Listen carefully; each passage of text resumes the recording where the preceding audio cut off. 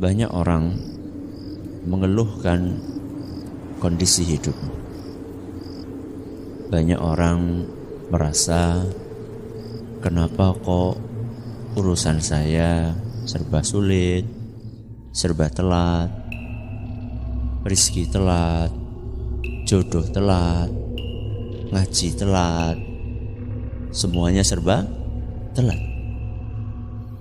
Ternyata pemicunya seringkali adalah perilaku kita sendiri. Maka para ulama kita menyampaikan sebuah kaidah, al-jaza'u min jinsil amal. Ganjaran itu akan menyesuaikan perbuatan. Jadi kalau perbuatannya A, maka ganjarannya ya serupa dengan A. Maka ini ganjaran dari perbuatan dia suka telat. Telat apa? Telat sholat. Telat sholat. Rasulullah sallallahu alaihi wasallam dalam sebuah hadis dari Abu Sa'id Al-Khudri radhiyallahu anhu, beliau berkata bahwasanya Rasulullah sallallahu alaihi wasallam pernah melihat sebagian sahabatnya ini telat. Telat ngapain? Telat sholat. Telat sholat ini bisa telat sama sekali atau enggak ngisi shaf yang pertama dulu. Maka Nabi SAW pun menasehati para sahabatnya, ayo pada maju, isi dulu shaf yang depan, berangkatlah lebih awal. Lalu Nabi SAW bersabda, ini yang perlu kita garis bawahi, la yazalu qaumun yata'akhkharun. Ketika ada orang biasa telat sholat, hatta yuakhirahumullah, orang tersebut akan dibikin Allah telat. Perhatikan, di sini Nabi SAW tidak sebutkan Allah akan bikin telat dia dalam urusan A atau B atau C atau D. Nabi cuma katakan orang ini akan dibikin telat. Bisa kita simpulkan, berarti maksudnya adalah telat dalam semua urusan. Siapa yang biasa menunda-nunda waktu sholat, maka oleh Allah akan ditunda seluruh urusannya. Telat rizki, telat jodoh, telat mikir, telmi. Maka kita harus koreksi, kenapa kok bisa seperti ini?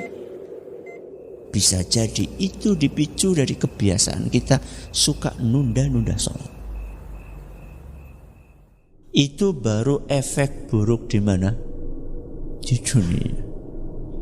Dan itu tidak seberapa dengan efek buruk di akhirat. Tertunda apa di akhirat?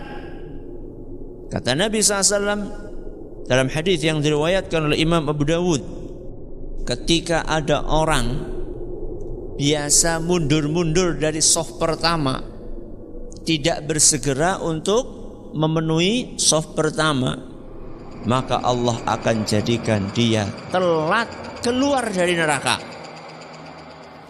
Gasiknya kita berangkat ke masjid itu akan berefek kepada gasiknya kita masuk surga. Dan telatnya kita berangkat sholat akan berefek kepada telatnya kita masuk ke surga. Jadi bukan ringan masalahnya, berhubungan dengan nasib kita di dunia dan di akhirat.